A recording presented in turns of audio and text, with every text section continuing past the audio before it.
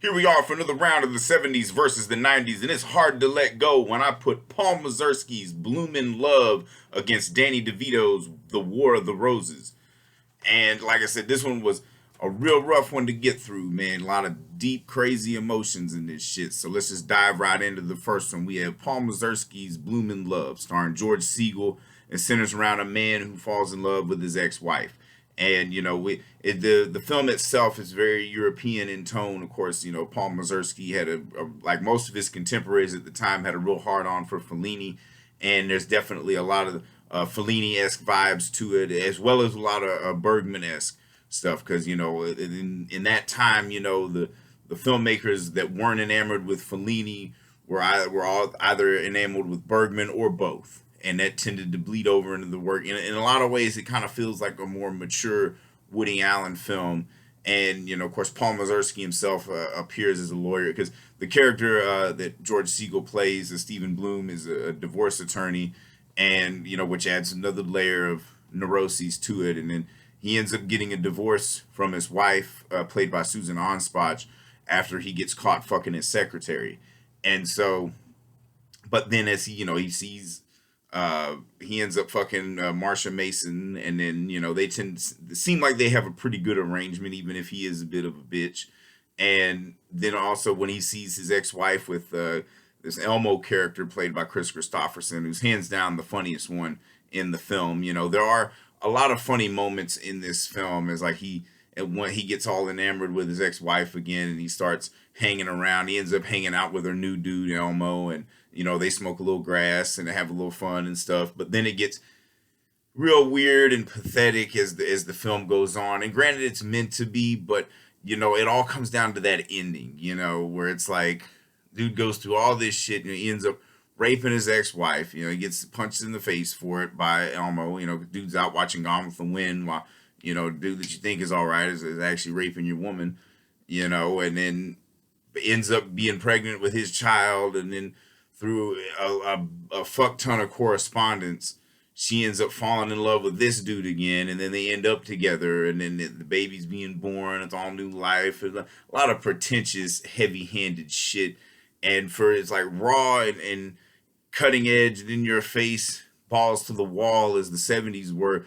This is kind of weak sauce. Paul Mazursky, very overrated director in my opinion. He dealt with a lot of themes that were mature, and of course, Blume in Love, so if its concept is pretty great, and the acting is really good too. Like George Siegel, the body of work that he did in the 70s was incredible, and his performance is good, and everybody in it is doing their thing. Even the Shelley Winters character is, she's hamming it up like she's good at and stuff, but the film on a whole is just lame as fuck, and then we move forward to The War of the Roses, directed by Danny DeVito, and also Danny DeVito also stars in it. He is essentially the narrator of the film, and it tells the story of a couple, Michael Douglas and Kathleen Turner, who, they start out on a fairy tale romance, and it ends up in a whirlwind descent into hell, and especially compared to Blume in Love, it takes a more intense and adult approach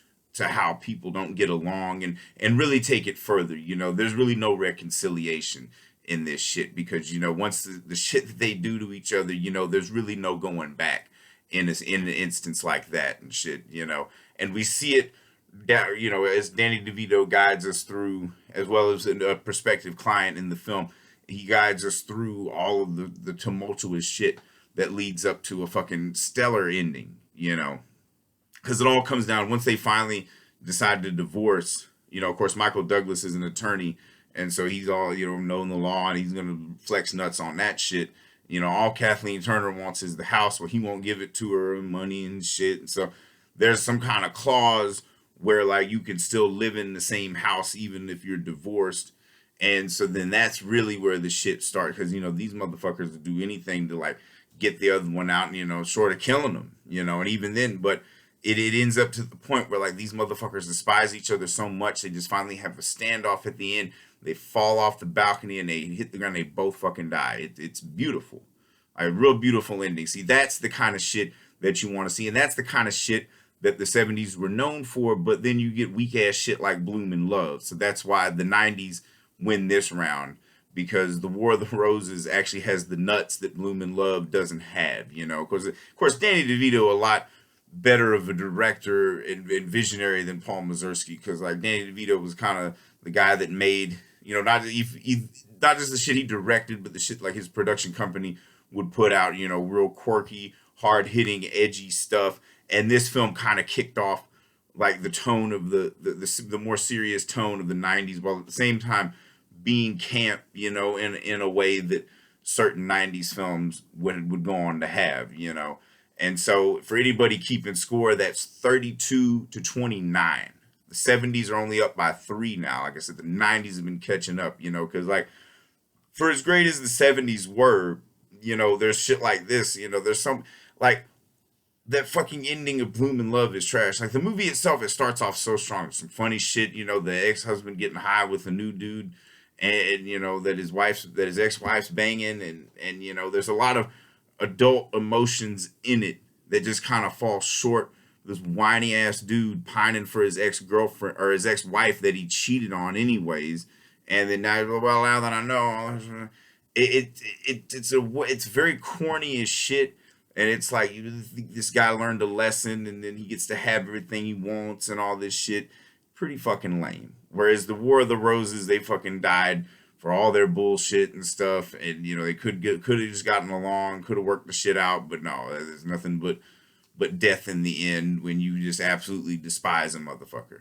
So, like I said, '90s are catching up like a motherfucker, you know, and plus too, like, you know, Danny DeVito just has a way of making shit funny.